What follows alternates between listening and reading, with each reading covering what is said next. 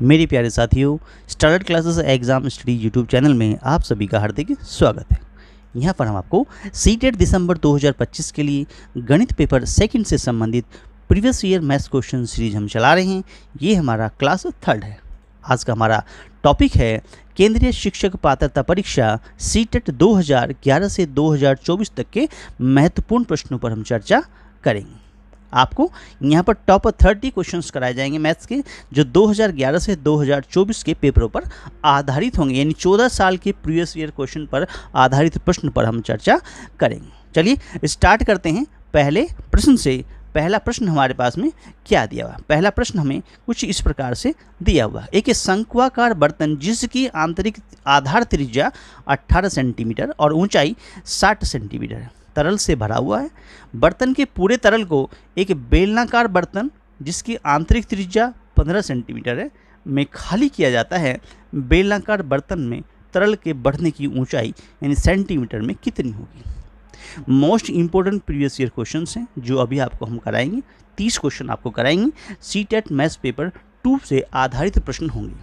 देखिए यहाँ पर हमारे पास में ये एक शंक्वाकार बर्तन है, तो मतलब इसका जो रेडियस होगा, ये इसका आधार होता है, ये इसका रेडियस बन गया यहाँ से लेके यहाँ तक, इसको स्मॉल आर मान लिया आपने। और ये हमारे पास क्या बन गया? ये हमारे पास बन गया इसका हाइट, यानी स्मॉल एच हमने ले लिया। ठीक है, इसी प्रकार से ये हमारे पास में क्या है? एक बेलनाकार बर्तन है जिसका ये सेंटर हो गया, तो इसका रेडियस हमने कैपिटल आर मान लिया, और इसका जो हमारे पास में हाइट होगा वो हमने कैपिटल एच ले लिया। ठीक है, यहाँ तक बात समझ में आ गई। इसका जो वॉल्यूम होता है, किसका? बेलन का वॉल्यूम की बात करते हैं। सिलेंडर का वॉल्यूम जो होता है वो पाई आर स्क्वायर एच होता है। ऐसे ही हमारे पास शंकु या कोन का जो वॉल्यूम होता है वो 1/3 पाई आर स्क्वायर एच होता है। ठीक है, ये तो थे फॉर्मूले। अब क्वेश्चन को कैसे सॉल्व करेंगे? क्वेश्चन को कैसे सॉल्व करेंगे देखिएगा, हमें इस पे क्या दिया हुआ? शंकु की त्रिज्या दिखा रखी है। शंकु की त्रिज्या दिखा रखी है। तो शंकु की जो त्रिज्या हमारे पास दिखा रखी है वो कितनी दी हुई है, जिसको स्मॉल आर हमने लेट किया है, वो हमारे पास दिखा रखी है 18 सेंटीमीटर। कितनी है? 18 सेंटीमीटर। ये दिखा रखा है 18 सेंटीमीटर। ऐसे ही हमारे पास जो शंकु की ऊंचाई है, शंकु की जो ऊंचाई दिखा रखी है वो हमने क्या मानी है? स्मॉल एच मानी है, इज इक्वल टू वो दिखा रखी है 60 सेंटीमीटर। कितनी है? 60 सेंटीमीटर दिखा रही है। ठीक है, ऐसे ही बेलन की जो त्रिज्या है वो हमने लेट कर ली है, नहीं दे रखी है हमें, तो कितने दे रखी है? आंतरिक त्रिज्या कितनी है? 15। हमें लेट करेंगे किसको? एच, कैपिटल एच हमें निकालनी है। ठीक है ना।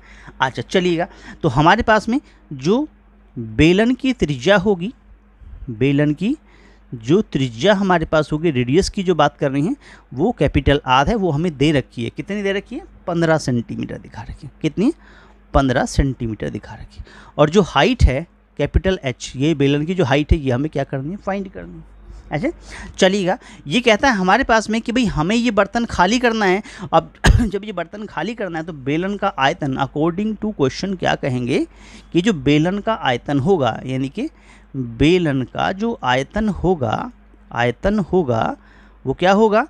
वो बराबर होगा किसके? शंकु के आयतन के। किसके? शंकु के आयतन के। ठीक है, शंकु के आयतन के बराबर होगा। ठीक है, जो सीबीएसई वाले स्टूडेंट हैं, इंग्लिश मीडियम के स्टूडेंट हैं, वो ऐसे समझ सकते हैं कि जो वॉल्यूम ऑफ सिलेंडर होगा वो वॉल्यूम ऑफ कोन के बराबर होगा। ठीक है, चलिए, यानी pi capital R square H जो होता है वो equal to 1/3 pi small R square H होता है। तो पाई से तो पाई आप काट देंगे, कट गया। आर से मतलब क्योंकि यहाँ 15 है कैपिटल आर का मतलब, तो 15 का 15 में मल्टीप्लाई कर दिया। और एच जो हमें अभी फाइंड करना है, एच जो हमें फाइंड करना है वो इजिकल टू क्या हो जाएगा? 1/3 हो जाएगा। और स्मॉल आर जो हमारे पास दिखा रखा है वो 18 × 18 हो जाएगा। और एच जो हमें दिखा रखा है वो कितना दिखा रखा है? 60 दे रखा है। तो यहाँ से इसको काट देंगे, 3 से काटेंगे 2 बार तो 60 बन गया। तो ये कितना बन गया हमारे पास में? अब इसको हम अगर एच निकालें ऐसे कैपिटल तो कितना बन गया भाई? 18 बन गया, और गुना 18 बन गया, और गुना कितना बन गया? 20 बन गया। नीचे कितना आ गया? नीचे 15 × 15 आ गया। ऐसे हो गया, हो गया। अच्छा, अब इसको हम कैसे कर सकते हैं? 3 से काटे, 3 × 5 = 15 होता है, और 3 × 6 = 18 होता है। ऐसे 3 से 3 × 5 = 15 हो गया, 3 × 6 = तो 5 से काट दिया, 5 × 4 = 20 हो गया। ठीक है। अच्छा, उसके बाद में ये वैल्यू में ना तो 36 गुना 4 बन गया भाई, 6 छका 36 गुना 4 कितना होता है 144 होता है। 144 बटा कितना बन गया 5 बन गया। 144 बटा 5, 144 को 5 से डिवाइड करें तो 5 दूना कितना होता है 10 होता है। ठीक है, 5 8 कितना होता है 40 होता है, और पॉइंट लगा देंगे, एक जीरो और पार्ट है 40 हो गया। इतने क्या बन गया सेंटीमीटर। तो कैपिटल एच कितना आ गया, कैपिटल एच बराबर आ गया 28.8 सेंटीमीटर। 28.8 सेंटीमीटर आ गया, और ये क्या बन गया आपका आंसर 28.8 सेंटीमीटर चला गया किसके साथ में, ये चला गया बी पार्ट के साथ में। ठीक है, तो बी पार्ट आपका राइट आंसर बन जाता है। क्लियर हुआ। चलिएगा आगे बढ़ते हैं। क्वेश्चन नंबर 2 क्या कहता है, ये कहता है 80 मीटर व्यास के एक वृत्ताकार पार्क में अधिकतम क्षेत्रफल का एक वर्गाकृत आकार का खेल का मैदान है, खेल के मैदान का क्षेत्रफल क्या होगा। देखो ये हमारे पास में एक क्या है वर्गाकार, यानी कि एक तरह से सर्कल है, इसके अंदर हमने क्या किया एक स्क्वायर फिट कर दिया। ठीक है, अब स्क्वायर इसके अंदर है तो हम ये देखते हैं कि इसका किसका जो हमारे पास में ये ABCD जो वर्ग बना हुआ है, वर्ग मान लीजिए इसको, ठीक है, तो वर्गाकार के तरीके से बना हुआ है। तो ये हमारे पास में इसका जो ये यानी BD की जो हम बात कर रहे हैं, BD क्या है, इसका व्यास है, यहाँ से लेके यहाँ तक क्या है इसका व्यास है। किसका किसका ये हमारे पास में जो ABCD जो वर्ग बना है इसका ये क्या है, एक तरह से ये ABCD के लिए तो ABCD के लिए ये पूरा टोटल अगर हम पूरे सर्कल की बात करें तो ये यहाँ से यहाँ तक क्या है इसका व्यास है। ठीक है, 80 मीटर व्यास के, तो ये क्या है 80 मीटर व्यास के एक किसके सर्कल की बात करें तो सर्कल का ये व्यास है 80 मीटर। कितना है 80 मीटर। लेकिन अगर हम देखें कि वर्ग की बात करें, ठीक है, वर्ग की बात करें यानी इस वर्ग की बात करें तो इसके लिए क्या है ये डायगोनल है। इसके लिए नहीं वर्ग ABCD का अगर विकर्ण की बात, देखो अगर हम व्यास की बात करें तो व्यास क्या दिखा रहा है जिसको हम डायमीटर कहते हैं, डायमीटर। ठीक है, यानी BD यानी व्यास की बात करें, व्यास यानी कि BD की बात करें तो वो तो हमें दिखा रखा 80 मीटर। ठीक है, ये तो बात क्लियर हो गई है। अगर हम वर्ग ABCD का अगर विकर्ण की बात करें, डायगोनल की बात करें, ठीक है, तो वो कितना होता है, वो होता है A√2। भाई अगर मान लिया ये A साइड हो और ये भी A साइड हो, ठीक है, और ये यहाँ 90 डिग्री बनाएगा तो पाइथागोरस से ये कितना निकल आएगा A√2 निकल आएगा। ये बात क्लियर हो गई। इसका मतलब ये हुआ कि A√2 जो है वो कितना हो गया 80 मीटर के बराबर हो गया। अगर हम यहाँ से A निकालना हो तो क्या करेंगे 80 को √2 से डिवाइड कर देंगे। अब √2 को ऊपर नीचे क्या कर दीजिए मल्टीप्लाई कर दीजिए। ठीक है, ये क्या बन गया हमारे पास में 80√2 और बटे क्या बन गया नीचे 2 बन गया, 2 से काट दो 40 बार। इसका मतलब ये होगी ये जो वैल्यू है वो 40√2 आ गई। A का मतलब भुजा आ गई, किसकी वर्ग की भुजा आ गई। ठीक है, अब वर्गाकार खेल के मैदान का क्षेत्रफल हमें निकालना हो। अब ये जो हमारे पास में वर्गाकार खेल के मैदान का क्षेत्रफल, खेल के अगर हमें मैदान का क्या निकालना है क्षेत्रफल निकालना है तो वो क्या हो जाएगा, वो क्या होता है भुजा की घात 2 होता है। इसका मतलब क्या है 40√2 की पावर कितना हो जाना चाहिए 2 हो जाना चाहिए। इसका मतलब ये होगा 40 का 40 में मल्टीप्लाई कर दिया और √2 का √2 में मल्टीप्लाई कर दिया तो ये कितना 40 तो हमारे पास कितना होगा 1600 बन गया है, और √2 2 होता है। इसका 16 दूना 3200 क्या निकाल रहे हैं हम इसका क्षेत्रफल निकाल रहे हैं तो मीटर स्क्वायर में निकलेगा, मीटर स्क्वायर में निकलेगा। आंसर बन गया 3200 मीटर स्क्वायर। कहाँ चला गया 3200, ये रहा। सी पार्ट आपका राइट आंसर बन जाता है। क्लियर हुआ। चलिए नेक्स्ट क्वेश्चन में चलते हैं। अगला क्वेश्चन क्या कहता है हमारे पास में कुछ इस प्रकार से कह रखा है कि यदि 6 पेन का विक्रय मूल्य, यदि 6 पेन का विक्रय मूल्य 8 पेन के क्रय मूल्य के बराबर हो तो प्रतिशत लाभ या हानि कितनी होगी। देखो अगर ये कहता है कि 6 पेन का क्या कह रहे हैं 6 पेन का विक्रय मूल्य यानी कि सेलिंग प्राइस, ठीक है, और क्रय मूल्य यानी कॉस्ट प्राइस, ठीक है, तो 6 गुना सेलिंग प्राइस बराबर क्या बन गया, बराबर क्या बन गया 8 गुना कॉस्ट प्राइस के, CP के बन गया। ठीक है, अच्छा अगर हम सेलिंग प्राइस बटे कॉस्ट प्राइस करेंगे तो क्या बन जाएगा 8/6 बन जाएगा। ठीक है, 2 से 3 बार, 2 से 4 बार, आंसर बन गया 4/3। अब हमने माना क्या बन गया कि भाई हमारे पास में SP एंड CP, SP और कौन सा CP क्या हो गए, क्रमशः क्या बन गए, 4x और क्या हैं, 3x हैं। ठीक है, चलिए अब हम प्रॉफिट परसेंटेज निकालें। अगर हम प्रॉफिट परसेंटेज निकालते हैं तो फॉर्मूला क्या होता है जी, SP माइनस CP कर दीजिए और अपॉन में क्या कर दीजिए, CP कर दीजिए और मल्टीप्लाई बाय क्या कर दीजिए, 100 कर दीजिए, तो निकल आएगा आंसर। हाँ चलिएगा, करते हैं जी। क्या बन गया यहाँ पे, देखो SP कितना है हमारे पास, SP कितना है, ये 4x हो गया, माइनस क्या कर दिया, 3x कर दिया। ठीक है, नीचे क्या कर दिया, 3x कर दिया, मल्टीप्लाई कितना कर दिया, 100 कर दिया, कितना बन गया, x बटा 3x बन गया इंटू 100 बन गया, x से x काट दिया, तो यहाँ से क्या बन गया भाई, प्रॉफिट जो परसेंटेज निकल के आ गया वो आ गया 100/3। इसको डिवाइड कर दे जरा, 100 को 3 से डिवाइड करेंगे तो कितना आएगा, 33 सही 1/3%। क्या बन गया आपका आंसर बन जाता है 33 टाइम्स 1/3%।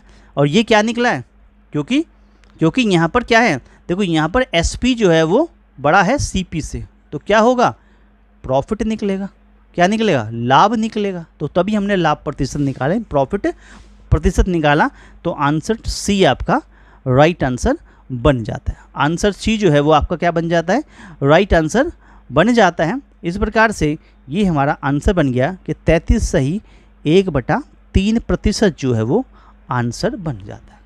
क्लियर हो गया। चलिए अगले क्वेश्चन की ओर बढ़ते हैं। अगला क्वेश्चन क्या कहता है, ये कहता है कि एक दुकानदार के पास 75 सोने के सिक्के और 120 चांदी के सिक्के हैं। वह इन सिक्कों को इस प्रकार पंक्ति में लगाना चाहता है कि प्रत्येक पंक्ति में एक ही प्रकार के और एक ही संख्या से में सिक्के हों। उसे प्रत्येक पंक्ति में अधिकतम कितने सिक्के लगाने होंगे। देखिए क्वेश्चन तो वैसे बहुत ही आसान है, बस छोटा सा ट्रिक लगाना है कि भाई आपको 75 के फैक्टर कर लेने हैं। कितने बनेंगे, 5 5 25 30 75। ठीक है, अच्छा फिर 120 के कर लेने फैक्टर। आपको 120 के फैक्टर करेंगे 2 गुना 2 गुना 2, 2 दूना 4 दूना 8 बन गया, 8 3 24 बन जाए 120 हो गया। ठीक है, इसका क्या कर देंगे, HCF निकाल देंगे। ठीक है, हाईएस्ट कॉमन फैक्टर जो है वो कितना बन गया, यहाँ से तो 3 ये आ गया कॉमन और यहाँ से 5 आ गया, 3 5 15 आ गया, यानी HCF जो निकल के आ गया वो निकल के आ गया 15 निकल के आ गया। तो प्रत्येक पंक्ति में क्या बन गया कि जो प्रत्येक पंक्ति हम देख रहे हैं, प्रत्येक पंक्ति में क्या होगा, सिक्कों की अधिकतम संख्या जो हो जाएगी, सिक्कों की जो अधिकतम संख्या होगी, क्या होगी, अधिकतम जो संख्या होगी उसका आंसर क्या बन जाएगा, 15 बन जाएगा। क्या बन जाएगा, 15। यही क्या बन गया, आंसर बन गया। आंसर चला गया C पार्ट के साथ में और ये बन गया आपका राइट आंसर। क्लियर हुआ। आगे बढ़ते हैं। अगला क्वेश्चन क्या कहता है। दोस्तों अगर वीडियो अच्छा लग रहा हो तो वीडियो को लाइक ज़रूर कर दीजिएगा, अपने दोस्तों में शेयर करना ना भूलें। ठीक है, कमेंट करें कि आपको वीडियो कैसा लगा। ठीक है, अपने सुझाव हमें कमेंट के माध्यम से ज़रूर दें। और चैनल आपका अपना है starrer classes exam study YouTube channel है, चैनल को सब्सक्राइब ज़रूर कर लें। ठीक है, जिससे आने वाली वीडियो का नोटिफिकेशन सबसे पहले आपको प्राप्त हो सके। चलिए आगे बढ़ते हैं। क्वेश्चन नंबर 5 में क्या कहता है। क्वेश्चन नंबर 5 ये कहता है कि एक बक्से में कुछ पर्चियाँ रखी हुई हैं जिन पर संख्याएं हैं 25 26 27 और ये 49 तक लिखी हुई हैं। एक पर्ची पर एक ही संख्या लिखी जानी है। इस बक्से में से एक पर्ची यादृच्छिक रूप से रैंडमली निकाली जाती है। इसकी क्या प्रायिकता इन प्रोबेबिलिटी होगी कि चुनी हुई पर्ची पर एक अभाज्य संख्या यानी कि क्या आना चाहिए, प्राइम नंबर अंकित हो। अभाज्य संख्या मतलब प्राइम नंबर अंकित हो। तो अगर हम ये देखें कि भाई 25 से लेकर 49 तक के कितने प्राइम नंबर होंगे, यानी कितनी अभाज्य संख्या होगी। प्राइम नंबर क्या मतलब, अभाज्य संख्या को प्राइम नंबर कहते हैं। ठीक है, तो कितनी अभाज्य संख्या होंगी, देखो वही 25 के बाद कौन आएगा 29, 29 आएगा, ठीक है। फिर क्या आएगा 31 आएगा, फिर 37 आएगा, फिर उसके बाद 41 आ जाएगा, 43 भी नहीं कटता किसी से, ठीक है, और 47 आ गया, ठीक है। तो 1 2 3 4 5 6 नंबर आ गए। अगर हम घटनाओं की संख्या की बात करें, अगर हम कितनी घटनाएं घटी हैं, ठीक है, क्या इवेंट हुई हैं घटनाओं की, अगर संख्या की बात करने लगें तो संख्या कितनी हो गई, देखो टोटल कितने थे, ये 49 तक गए, ठीक है। उसमें से पहली संख्या थी 25, घटा के 1 जोड़ दो, कितना बन गया 25 रह गया, कितना रह गया 25 नंबर आ गए। यानी कि अगर प्रोबेबिलिटी ऑफ इवेंट निकालना है, प्रोबेबिलिटी ऑफ ई निकालना है, तो क्या करेंगे, favourable outcomes upon total number of outcomes. कितनी है फेवरेबल, फेवरेबल तो 6 1 2 3 4 5 6 नंबर कितने आ गए 6 नंबर हो गए, ठीक है। तो फेवरेबल कितने हो गए 6 हो गई, टोटल कितनी है 25, तो 6/25 हो गई। 6/25 इन 6 को 25 से डिवाइड करेंगे तो 0 पॉइंट कितना आएगा 24 आ जाएगा। तो प्रोबेबिलिटी ऑफ इवेंट कितनी हो गई 0.24 हो गई, यही आंसर बन गया जी 0.24। कहाँ चला गया बी पार्ट के साथ में, B part is your right answer. आगे बढ़ते हैं, क्वेश्चन नंबर 6 क्या कहता है। एक 4 अंकों की वह सबसे बड़ी संख्या कौन सी है जिसे 3 और 4 से विभाजित करके प्रत्येक स्थिति में 2 शेषफल बचता हो, यानी 2 क्या बचता है रिमाइंडर बचता है। अब जैसे कि कहता है कि 4 अंकों की संख्या की बात कर रहा है, देखो 4 अंकों की संख्या सबसे बड़ी कौन होती है 9999 होती है, ठीक है। 999 4 बार लिख दीजिए। अब क्योंकि क्या करना क्या है यहाँ पर, ये इस प्रकार से लिखा गया है तो इसका मतलब इसका हमें करना क्या है, देखिए पॉइंट हमारे पास क्या दिखा रखा है 9999 दिखा रखा है। अब क्योंकि बात कह रहा है 3 और 4 की बात कर रहे हैं, तो 3 और अगर हम 4 का क्या लें LCM लें तो 3 चौका 12 ही आएगा, 12 आएगा, ठीक है। इसका मतलब ये होगा कि अगर हम इसको 12 से डिवाइड करें, 12 से डिवाइड करें इस नंबर को, तो 12 × 96 होता है, 96 होता है, 3 बचेगा 39 हो गया, 12 × 36 हो गया, 36 होगा, 3 बचा फिर 39 हो गया, 12 × 36 हो गया, फिर 3 बच गया, लास्ट में 3 आपका रिमाइंडर रह जाता है। इसका मतलब 12 से विभाज्य 4 अंक, यानी 12 से विभाज्य कितनी 4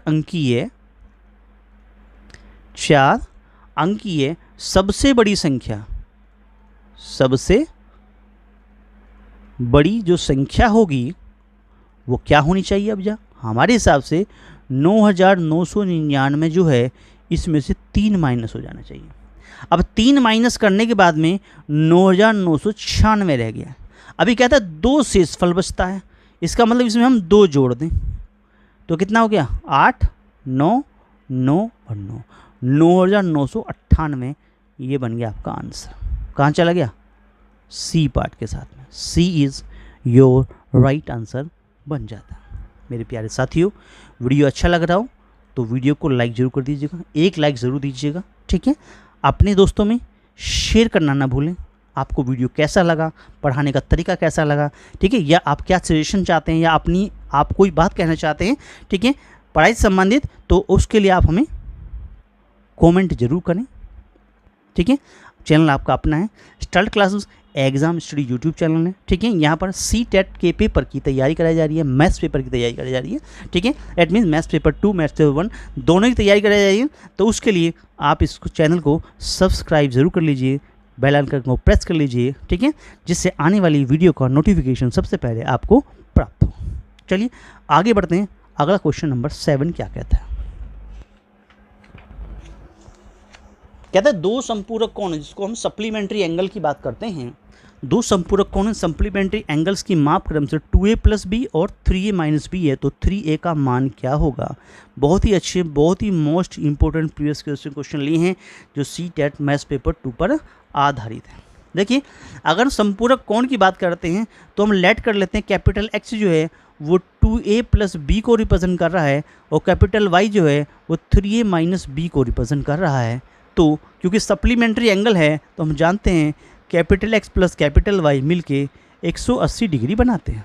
सप्लीमेंट्री एंगल की बात करें तो कितना हो गया 2a प्लस बी और साथ में 3a माइनस बी मिलके 180 डिग्री बनाएंगे। तो b से b कट गया, 3 और 2 कितना हो गए 5a बराबर 180 डिग्री हो जाता है। तो a का आंसर 180 डिग्री बटे 2 से काटना बटे 5 कर देंगे क्योंकि नीचे 5 की बात चल रही है। तो बटे कितना हो जाएगा, बटे नीचे 5 हो जाएगा। तो इस प्रकार से अपॉन में क्या आ गया 5 आ गया और 5 3 15 हो गया, 5 6 का 30 हो गया। तो a का आंसर कितना आ गया 36 डिग्री निकल के आ गया। क्योंकि हमारे पास हमें जो फाइंड करने वाली बात है, हमसे ये पूछ रहा है कि भाई 3a कितना होगा, 3a फाइंड कीजिए। तो 3 गुना 36 कर दीजिए, 3 6 का 18 होता है, 3 3 9 1 10 होता है, 108 डिग्री आपका क्या बन जाएगा, आंसर बन जाता है। क्लियर, ये चला गया कहाँ पर बी पार्ट के साथ में, यानी B is your right answer बन जाता है। आगे बढ़ते हैं, अगला क्वेश्चन क्या कहता है, ये कहता है 60 विद्यार्थियों की कक्षा में कुल विद्यार्थियों की संख्या का 1/5 हिंदी पढ़ना पसंद करते हैं, शेष विद्यार्थियों की संख्या का 3/8 गणित पढ़ना पसंद करते हैं और शेष विद्यार्थियों यानी विज्ञान जो है साइंस पढ़ना पसंद करते हैं। विज्ञान पढ़ना पसंद करने वाले विद्यार्थियों की संख्या कितनी है। अब देखिएगा पॉइंट यहाँ पर बहुत ही अच्छे दिखा रखे हैं, जैसे विद्यार्थियों की कुल संख्या कितनी है। ठीक है, ये हमारे पास में विद्यार्थियों की कुल संख्या की बात कर रहा है। ठीक है, विद्यार्थियों की कुल संख्या की बात करता है तो टोटल नंबर ऑफ स्टूडेंट कहिए। ठीक है, हाँ, एक तरह से टोटल नंबर ऑफ स्टूडेंट की बात कर रहा है। तो यहाँ पर एक तरह से टोटल नंबर ऑफ स्टूडेंट्स कितने हैं, 60 है। ठीक है, अब जो हिंदी पसंद करते हैं, हिंदी पढ़ना पसंद करते हैं, वो 60 का 1/5 है। तो 12 पंजा 60 हो गया, यानी वो 12 नंबर यानी 12 नंबर यानी 12 विद्यार्थी होगी।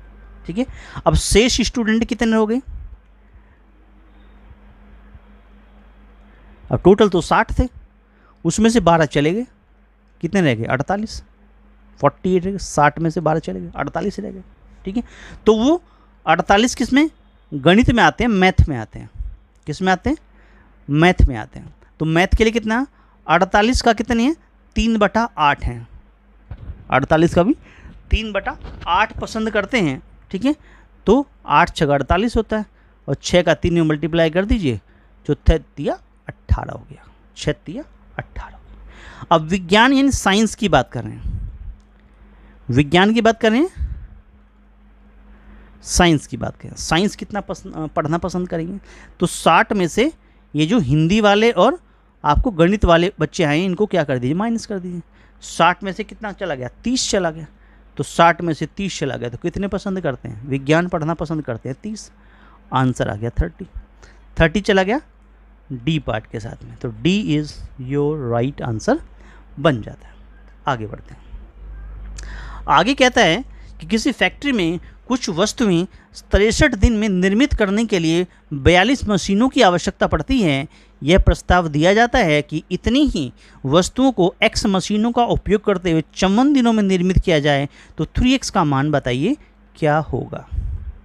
देखिए, हम जानते हैं कि अगर हम ये कहें, हमें ये मालूम है कि A अनुपात B और समानुपात कर दें C अनुपात D के साथ में, तो A और B का वही रेशियो होता है जो C और D के साथ होता है। अगर क्रॉस मल्टीप्लाई कर दें तो A मल्टीप्लाई जो D होता है वो C मल्टीप्लाई B हो जाता है। इस रूल का उपयोग करते हुए, ठीक है, अब हमने यहाँ माना जो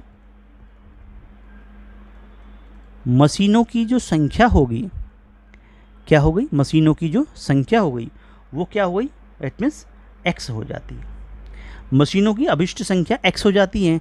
तो 42 का 63 के साथ में वही मल्टीप्लिकेशन आएगा जो x का 54 के साथ आएगा।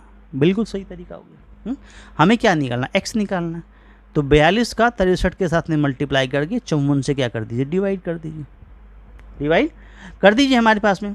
अच्छा देखो 7 छंग 42 हो गया, ठीक है, या हाँ 9 से काट लीजिए, 9 से 63 और 9 का 54 हो गया और 6 7 42 हो गया। तो कितना आ गया, 7 गुना 7 हो गया, कितना हो गया, 49 हो गया, 49 हो गया। हमें क्या फाइंड करना, हमें तो तिगना ऑफ एक्स फाइंड करना है, 3 गुना 49 फाइंड करना है। तो कितना का 3 में 27 हो गया और 14 यहाँ पे आ गया, 14 आ गया, 147। 147 जो आपका आंसर बन गया, 147 इज योर राइट आंसर। तो मशीनों की संख्या कितनी बनेंगी, 147। आगे बढ़ते हैं, अगला क्वेश्चन क्या कहता है, मोस्ट इम्पोर्टेंट क्वेश्चन है, वेरी वेरी इम्पोर्टेंट लिख देते हैं पहले ही, अगले एग्जाम में आने की पूरी उम्मीद। क्या कहता है कि भाई आपको x की power 4 minus Y plus Z की पावर 4 है, अपॉन में X square plus Y square plus Z square plus 2yz किसके बराबर होगा, ये आपको समझाना है। चलिए इसको सोल्व करते हैं। भाई x की पावर 4 है तो इसको क्या लिख सकते हैं, x की पावर 2 की पावर 2 लिख सकते हैं। ऐसे ही माइनस ये क्या है, y की पावर 4 है तो इसे y प्लस z की पावर 2 की पावर 2 लिख सकते हैं, ऐसे लिख सकते हैं। चलिए अपॉन में क्या है, एक्स स्क्वायर है प्लस वाई स्क्वायर है प्लस जेड स्क्वायर है और साथ में क्या दिखा रखा, प्लस में 2y और z है। देखो हमें जानते हैं, क्या जानते हैं भी, ए स्क्वायर माइनस बी स्क्वायर की जो वैल्यू होती है वो क्या होती है, a प्लस बी होती है और a माइनस बी होती है। एल्जेब्रा से ये आपको मालूम है, इस तरह का फॉर्मूला होता है, ठीक है। इसको यूज करने लगे तो ये क्या बन जाएगा, ऊपर ये बन जाएगा एक्स स्क्वायर, ठीक है, माइनस वाई प्लस जेड का स्क्वायर, एक तो ये बन गया, ठीक है। ये क्या बन गया, X square minus Y plus नहीं, X square plus Y plus Z का होल स्क्वायर बन गया, ठीक है। अपॉन में क्या बना, X square plus Y square plus Z square plus 2y और z। इसे ओपन करते हैं तो ये क्या बनाएगा, a plus B A minus B बनाएगा, तो a plus Y plus Z मतलब X plus Y plus Z बनाएगा। और ये दूसरा क्या बनेगा, x minus Y plus Z होगा तो वो माइनस दोनों को क्या कर देगा, माइनस बना देगा। क्लियर, इसको खोलेंगे तो क्या बनेगा, एक्स स्क्वायर तो ऐसे रहेगा, यहाँ खोल देंगे a प्लस बी का होल स्क्वायर का फॉर्मूला क्या होता है, a प्लस बी का अगर होल स्क्वायर खोलने लगे ऐसे तो क्या होता है फॉर्मूला, भाई a का स्क्वायर होता है प्लस b का स्क्वायर होता है और प्लस 2ab होता है, 2ab होता है। इस फॉर्मूले का यूज करते हैं तो ये कितना होगा, भाई वाई स्क्वायर हो गया प्लस जेड का स्क्वायर हो गया प्लस 2yz हो गया। अपॉन में क्या चल रहा है, अपॉन चल रहा है X square plus Y square plus Z square plus 2y और z, ये चल रहा है। तो ये पूरा इससे कट गया, क्या बचा, x plus Y plus Z बचा और क्या बचा, x minus Y minus Z बचा। ये वैल्यू आपका क्या बन गई, आंसर बन गई। मैच कर लीजिए, ये कहाँ चला गया, ये चला गया यहाँ पर बी पार्ट के साथ में, ठीक है। तो B is your right answer बन जाता है। क्लियर हुआ, आगे बढ़ते हैं। अगला क्वेश्चन 11वां क्या कहता है। हाँ 11वां क्वेश्चन कुछ इस प्रकार से कह रहा है कि ए बी एक रेखा है तथा P उस पर स्थित कोई बिंदु है, यानी ए बी ये लाइन है और P ये पॉइंट है। यहाँ पर ए बी के एक ही और दो किरणें पी सी और पी डी इस प्रकार से हैं। ये किरण पी सी, जो किरण पी सी है, किरणों पी डी पी बी और पी डी के बीच में स्थित है, ये वाली, ठीक है। और ये क्या है कि एंगल ए पी डी जो है, ये वाला जो एंगल है ए पी डी, इसकी बात कर रहे हैं, ये कितना है 80 डिग्री है।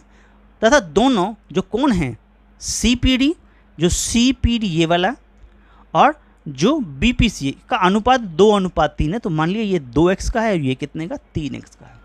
आपको फाइंड करना है 3 गुना of angle C P D, 3 गुना of angle C P D और 2 गुना of angle B P D.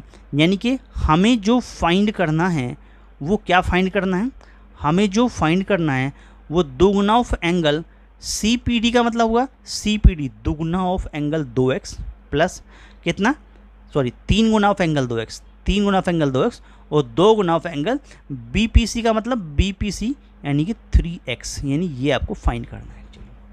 चलिए देखो, बाई लीनियर पेयर की अगर हम बात करें, ठीक है, बाई लीनियर पेयर क्या कहता है भाई, सबका टोटल क्या हो गया, यानी कि 80 degree plus 2x plus 3x मिलके 180 डिग्री बनाएंगे। ये क्या बन गया, 5x बन गया, यानी 5x इजिकल टू 180 में से क्या हुआ, 80 माइनस हो गया, कितना बच गया, 100 डिग्री बच गया। आपको x फाइंड करना है तो 100 को 5 से डिवाइड कर दिया, 5 दूना 10 आ गया, यानी x की वैल्यू हो गई 20 डिग्री, 20 डिग्री।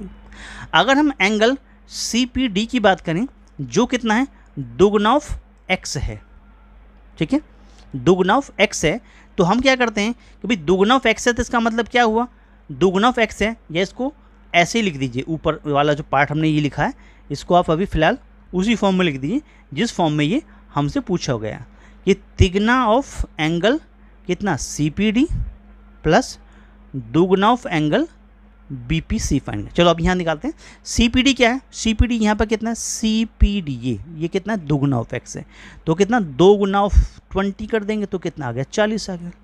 ऐसे एंगल हम किसकी बात करते हैं, BPC की बात करते हैं, तो BPC है ना, BPC तिगना ऑफ x से 3x से रिप्रेजेंट होता है, 3 गुना ऑफ 20 कर दिए तो कितना आ गया, 60 आ गया। अब फाइंड करने वाली बात लिख लीजिए, ये 3 गुना एंगल किसका है, CPD का है, प्लस 2 गुना एंगल किसका है, BPC का, कर दीजिए। 3 गुना ऑफ CPD कितना, 40 हो गया, प्लस 2 गुना ऑफ कितना, 60 हो गया, कितना हो गया, 40 थे 120 हो गया, प्लस ये भी कितना आ गया, 60 दूनी 120 हो गया, तो कितना हुआ, 120 क्या 240 डिग्री होता है, ठीक है। तो फाइंड हो गया 240 डिग्री, चला गया ए पार्ट के साथ में, ए बन गया राइट आंसर। क्लियर हुआ, आगे बढ़ते हैं। अगला क्वेश्चन क्या कहता है, ये भी क्वेश्चन बहुत अच्छा क्वेश्चन है कि किसी रेखा AB पर O एक बिंदु है तथा OC और OD रेखा AB के एक और 2 किरणों पर इस प्रकार स्थित हैं कि किरण OC किरणों OA और OD के बीच में स्थित हैं, जहां एंगल जो AOC है वो 3y का है, यानी ये एंगल जो है वो 3y का है, ठीक है, और ये जो एंगल है वो 30 डिग्री का है, और ये एंगल जो दिखा रखा है जिसका नाम है BOD वो कितना 5y है, COD 30 डिग्री है, एंगल AOC 3y को रिप्रेजेंट करता है, तो फाइंड करो 4y + 10 कितना होगा। क्वेश्चन बहुत ही मोस्ट इंपॉर्टेंट क्वेश्चन लिए गए हैं, 14 सालों में से छांटे गए हैं, बहुत ही बेहतरीन क्वेश्चन है, 30 क्वेश्चन जो आपको आने वाले एग्जाम में बहुत हेल्प करेंगे। देखिएगा यहाँ भी बाई लीनियर पेयर का यूज़ करें तो क्या बन जाएगा कि भाई हम ये कह सकते हैं कि 3y + 30 डिग्री + 5y मिलके 180 डिग्री बनाएंगे, तो 5 या 3 कितना बन गया, 8y = 180 में से क्या चला गया, 30 चला गया, मतलब 150 डिग्री बन जाता है। यानी कि अगर आप ये कहें तो यहाँ से ऐसा भी लिख सकते हैं कि भाई 8y की वैल्यू कितनी आ गई, 150 डिग्री आ जाती है। इसे अगर हम ऐसा कर लें 2 गुना 4y लिख दें और 150 डिग्री के बराबर आ जाएँ तो 4y की वैल्यू 150/2 बन जाएगी, इससे काटो 75 आ गया, यानी कि 75 डिग्री आ गया। किसका, 4y की वैल्यू। हमें जो फाइंड करना है वो फाइंड करना 4y + 10 फाइंड करना है। 4y की वैल्यू हमने निकाल ली है, कितनी 75 निकाली, इसमें 10 हमने जोड़ दिया, तो 75 में 10 जोड़ेंगे तो 85 डिग्री हो जाएगा। भाई यही आंसर था आपका, कहाँ चला गया, सी पार्ट के साथ में, C is your right answer. Clear, चलिए आगे बढ़ते हैं। अगला क्वेश्चन नंबर 13 क्या कहते हैं, एक त्रिभुज है PQR की भुजा QP को बिंदु S तक बढ़ाया जाता है, यदि जो एंगल RPS है वो 108 का हो, एंगल Q 20 का हो, तो तिगना ऑफ एंगल R और दुगना ऑफ एंगल Q का मान निकालिए। बहुत ही अच्छा क्वेश्चन है। देखिएगा अगर हम क्या करते हैं, इसको X मान लें और इसे हम मान लें Y, ठीक है, ठीक है, तो यहाँ पर भी वही लिखाएंगे अभी फॉर्मूला जो हमने बाई लीनियर पेयर। क्या बन गया जी कि x + 108 डिग्री मिल करके 180 डिग्री बनाएंगे, तो x की वैल्यू निकल के आ गई, 180 में से 108 डिग्री क्या हो जाएगा, माइनस हो जाएगा, माइनस हो जाएगा, क्या बनेगा, 72 बनेगा, 72 डिग्री बनेगा। x की वैल्यू फाइंड हो गई, ये x की वैल्यू फाइंड हो गई, ठीक है। अब क्या कहेंगे भाई, इन्हें ट्राइंगल किसमें PQR में ले लीजिए। भाई ये तो कितने का आ गया, 72 डिग्री का आ गया। तो कितना हो गया भाई 20 डिग्री प्लस 72 डिग्री और प्लस वाई, ये मिलके भी बाइलिनियर पेयर से 180 डिग्री। भाई इन ट्राइंगल के फॉर्मूले से, बाइलिनियर पेयर नहीं, ट्राइंगल के जो सभी एंगल का सम होता है वो 180 डिग्री होता है, तो उस फॉर्मूले से ये सभी क्या 180 डिग्री बनाएंगे। तो हमें वाई का आंसर निकालना है। 180 में से माइनस हो गया 72 प्लस 20, ठीक है, कितना हो गया 92, 92 माइनस हो गया, 92 माइनस हो गया तो मतलब 88 डिग्री बन गया। वाई का आंसर 88 डिग्री आ गया। हमें जो फाइंड करना है वो क्या पढ़ेंगे, तिगुना ऑफ एंगल आर प्लस दोगुना ऑफ एंगल क्यू। अब एंगल आर क्या है, एंगल आर हमारे पास में क्या दिखा रखा, एंगल आर तो वाई है, मतलब 3 गुना of Y plus angle Q क्या दिखा है, एंगल क्यू तो 20 है, एंगल क्यू तो 2 गुना ऑफ कितना 20, कितना बन गया, वाई की वैल्यू कितनी है 3 गुना ऑफ 88 प्लस 20 दूना 40, 3 का 88 में मल्टीप्लाई करो 264 हो जाएगा, प्लस इसमें 40 जोड़ दीजिएगा, 40 जोड़ देंगे तो कितना 304 हो जाएगा, 304 हो जाएगा। आंसर बन गया 304, 304 डिग्री, 304 डिग्री कहाँ चला गया बी पार्ट के साथ में, बी पार्ट बन गया राइट आंसर। क्लियर हुआ। आगे बढ़ते हैं, अगला क्वेश्चन क्या कहता है, बहुत ही अच्छे क्वेश्चन है, एक साथ हमने एक प्रकार के क्वेश्चन एक साथ में लगा दिए, ठीक है। ये कहते हैं एक त्रिभुज पी क्यू आर की भुजा क्यू आर को बिंदु एस तक बढ़ाया जाता है, अगर एंगल आपका पी आर एस 104 डिग्री का है, ये दिखा रखा पी आर एस 104 डिग्री का है, तो एंगल जो हमारे पास आर क्यू पी होगा वो 3/5 होगा एंगल क्यू पी आर का, 3/5 होगा एंगल क्यू पी आर का। तो एंगल क्यू पी आर का मान निकालो। देखिए हमारे पास में कुछ इस प्रकार से क्वेश्चन दिखा रखा है। देखो एंगल जो हमारे पास में आर क्यू पी है वो है 3/5 of angle Q P R के, क्यू पी आर के, ठीक है। इसे हमने क्या किया, कुछ लेट कर लेते हैं, मान लिया इसको हम x मान लेते हैं और इस वाले को हम y मान लेते हैं, y मान लेते हैं। तो इस क्वेश्चन के हिसाब से आर क्यू पी क्या y है इज इक्वल टू 3/5 ऑफ किसका क्यू पी आर क्या x हो गया, ठीक है। यानी y को हम 3x अपॉन y को 3x अपॉन 5 कह देंगे। क्लियर हो, यहाँ तक बात समझ में गई। अच्छा अब हम in triangle P Q R में चलते हैं, किस में चलते हैं, पी क्यू आर में चलते हैं। इन ट्राइंगल ऑफ अगर हम पी क्यू आर की बात करें तो हमारे पास में क्या बनता है, पी क्यू आर की बात करें, देखिएगा angle x plus angle y मिल करके 104 डिग्री बनाएंगे। क्यों, क्योंकि exterior angle is equal to sum of interior opposite angle के बराबर होता है, इस प्रॉपर्टी का यूज़ करते हुए। तो एंगल x कितना है हमारे पास में, ये तो x ही रहेगा, प्लस y को हमने 3x अपॉन 5 बना दिया था, इज इक्वल टू 104 डिग्री हो जाएगा। एलसीएम लेंगे तो ऊपर कितना बन जाएगा 8x बन जाएगा, नीचे 5 बन गया, इज इक्वल टू 104 के बराबर हो गया। हम यहाँ से 8x निकालें तो 104 गुना 5 हो गया, और अगर आपको यहाँ से x निकालना हो तो 104 गुना 5/8 कर दीजिएगा, तो यहाँ से वैल्यू निकल आएगी 13 104 होता है, तो 13 बार कट गया, और 13 5 65 होता है, x की वैल्यू कितनी आ गई 65। और यही x जो है वो क्या है, एंगल क्यू पी आर है, यानी एंगल क्यू पी आर ही आपका 65 डिग्री आ जाता है। क्लियर हुआ, आंसर चला गया बी पार्ट के साथ में, B is your right answer बन जाता है।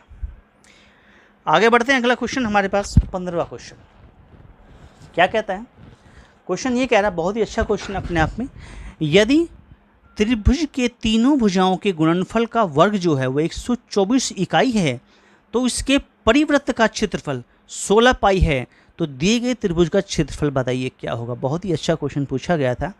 देखिएगा हम ये परिवृत्त इस प्रकार से होता है, ये सेंटर हो गया यहाँ पर इसका, ठीक है। तो यहाँ से अगर ये सेंटर हो गया तो यहाँ से लेके यहाँ तक की जो वैल्यू है इसको आप क्या कहेंगे, कैपिटल R रेडियस कहेंगे, ठीक है। ऐसे यहाँ से इसको यहाँ जोड़ देंगे, ठीक है, तो ये सबसे क्या होगी रेडियस बराबर होगी।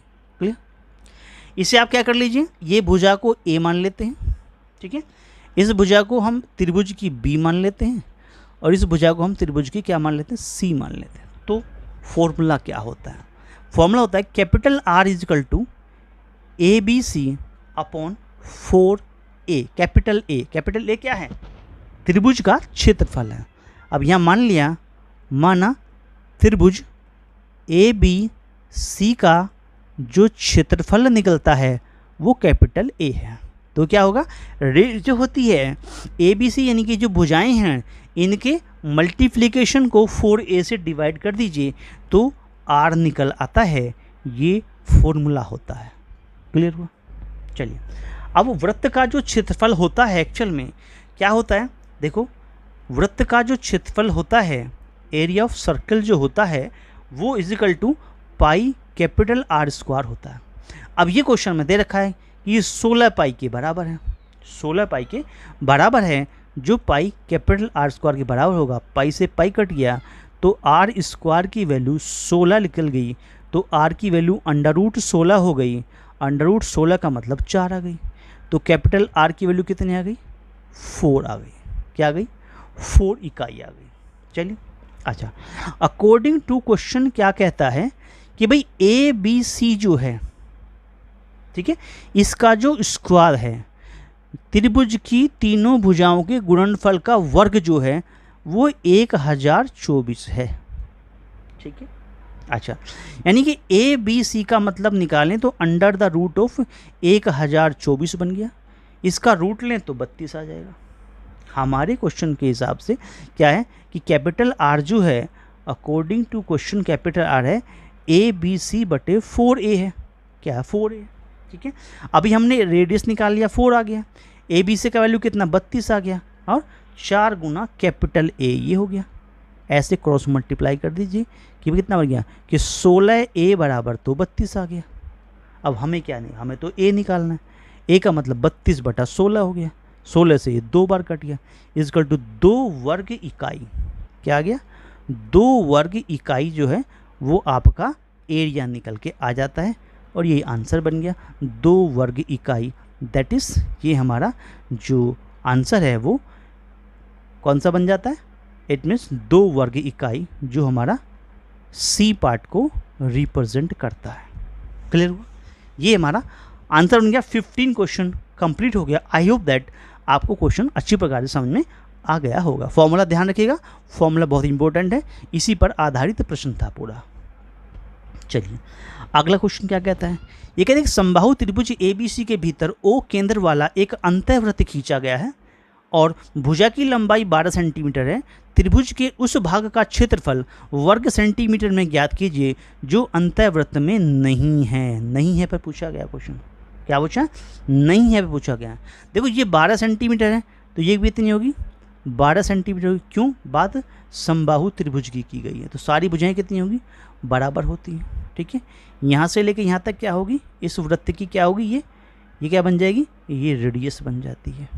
क्लियर हुआ। देखो समबाहु त्रिभुज का क्षेत्रफल क्या होता है, क्या होता है, समबाहु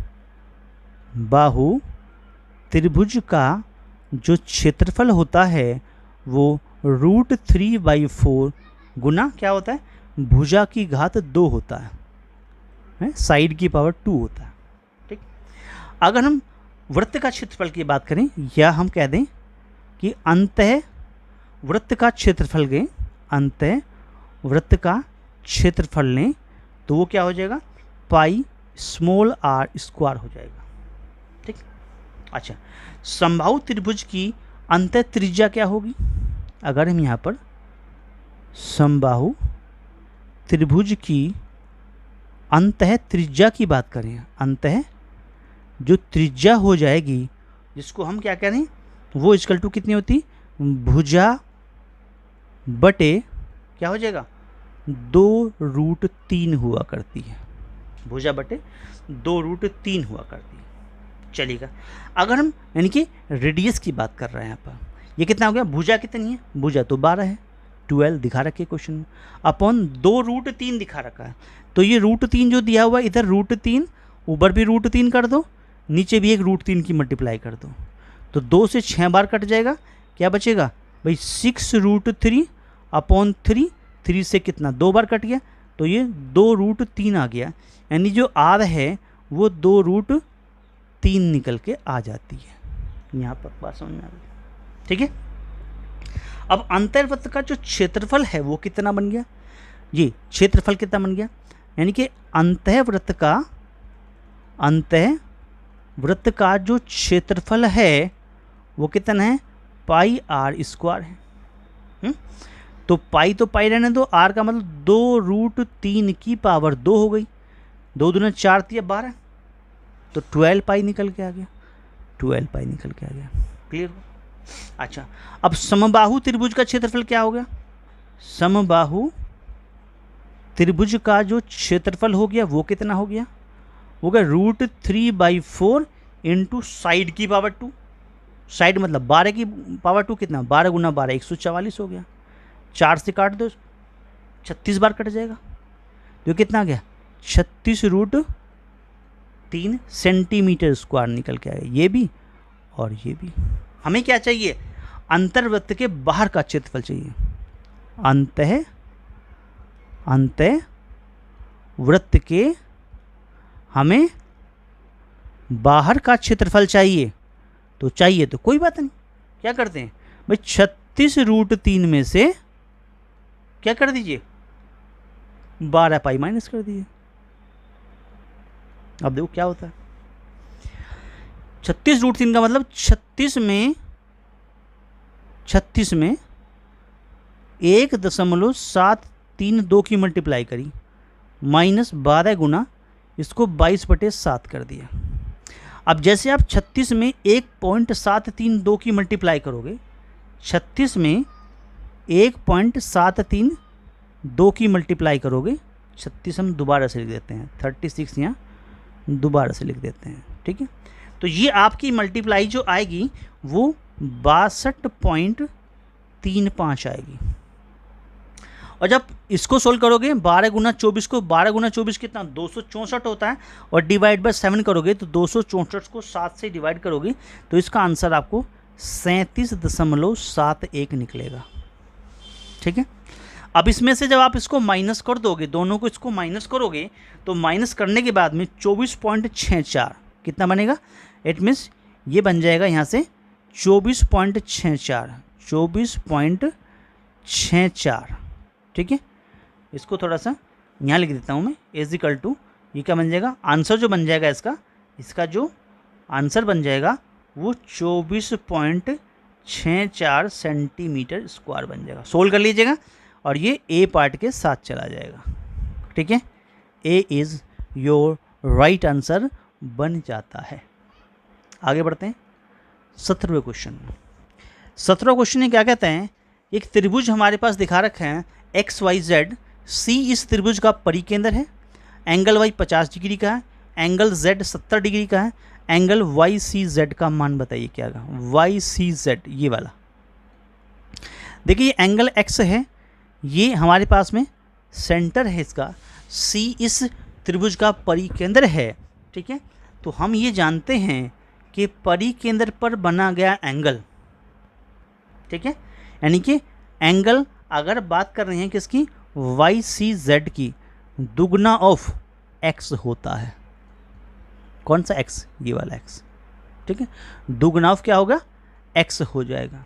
बस इसी बात को सोल्व करना है। देखो हमारे पास क्या दिखा हुआ है, इन ट्राइंगल अगर हम XYZ की बात करें तो वहाँ पर कितना है 50 + 70 और प्लस X को निकालें तो ये वैल्यू कितनी हो गई, 180 डिग्री हो जाती है। यहाँ से X का वैल्यू निकल गया, 180 में से 120 माइनस कर दीजिएगा, 60 डिग्री निकल के आ जाएगा। आ गया 60 डिग्री। हमें क्या चाहिए, हंगर एंगल YCZ चाहिए जो दुगना ऑफ X होता है, तो दुगना ऑफ X तो 60 का निकल के आ गया, कितना आ गया 120 डिग्री का निकल के आ गया। आंसर YCZ बराबर 120 डिग्री, आंसर ख़त्म हो गया, 120 डिग्री चला गया। डी पार्ट के साथ में D is your right answer. Clear हुआ? चलिए आगे बढ़ते हैं। ये कहता है हमारे पास में कि ट्राइंगल XYZ में P और Q क्रम से XY और XZ भुजाओं पर बिंदु हैं। पी वाई क्यू और वाई जेड के समानांतर है, यानी पी क्यू यानी ये लाइन जो है इसके समानांतर है, इसलिए एंगल ये बराबर एंगल 2 बन जाएगा, एंगल 3 बराबर एंगल 4 बन जाएगा। ठीक है, अच्छा इस प्रकार से हमारे पास में क्या हो जाएगा, ये जो पी क्यू है और जो वाई जेड है, पी क्यू की वैल्यू मतलब पी क्यू हमारे पास में ये रहा और वाई जेड ये रहा, 3:8 के अनुपात में है। ठीक है, 3:8 के अनुपात में है। तो अकॉर्डिंग टू क्वेश्चन क्या कह देंगे भाई, इन ट्राइंगल अगर आप किसको लें हैं, एक्स पी क्यू एक्स में लें और हमारा एक्स वाई जेड में लें, तो जो ट्राइंगल हमारे पास में है एक्स वाई और जेड सिमिलर हो गया ट्राइंगल किसके, एक्स पी क्यू एक्स के बाई किसके, एंगल सिमिलैरिटी के। ठीक है, एंगल सिमिलैरिटी 1 बराबर 2, 3 बराबर 4 हो गया हमारे पास में। तो ये हमारे पास में क्या बन गया, एंगल सिमिलैरिटी से दोनों ट्राइंगल सिमिलर हो जाते हैं। तो कोरस्पॉन्डिंग साइड का जो रेशियो होता है यानी एक्स पी अपॉन छोटे ट्राइंगल की साइड एक्स पी बड़े की एक्स वाई, उसी रेशियो में हम देखेंगे कि छोटे का पी क्यू और बड़े का जो क्या कितना है वाई जेड जो है, दैट मीन्स वाई जेड जो है वो कितना होगा, आपस में बराबर होंगे। ठीक है, P Q upon Y Z, एक साइड हमारे पास कितनी है पी क्यू है और दूसरी साइड हमारी कितनी है वाई जेड दिखा रखी है। यहाँ तक बात समझ में आ गई। ठीक है भाई, एक्स पी से मतलब मेरे भाई ये छोटे की ये साइड बड़े की पूरी एक्स वाई, छोटे का ये वाला बेस बड़े का ये पूरा बेस। अब पॉइंट क्या बनता है भाई, एक्स पी तो एक्स पी है ही, वाई जेड दिखा रखा है 88 क्वेश्चन में दे रखा, ये रहा एक्स वाई जो है वो 88 है, वाई जेड नहीं, एक्स वाई कितना 88 है, इजिकल टू पी क्यू 3 है और वाई जेड 8 है। ये बात है क्लियर, एक्स पी बटे एक्स वाई की बात चल रहा है, एक्स वाई है 88, X P as it is X P small X जो हमें अभी निकाल देंगे थोड़ी देर में। ठीक है, तो इसकी क्या करें, क्रॉस मल्टीप्लाई कर देंगे, 8 गुना एक्स पी 8। ठीक है, एक्स पी जो है वो 3 मल्टीप्लाई बाई 88 के हो जाता है, और यहाँ से अगर एक्स पी निकालें तो 3 गुना 88 बटे 8 कर दिया, 8 ने काट दिया 11 बार, तो एक्स पी निकल के आ गया 11 गुना 3 33 निकल के आ गया 33 सेंटी। यही पूछ रहा था कि एक्स पी की लंबाई बता दो कितनी होगी, 33 निकल के आ गई।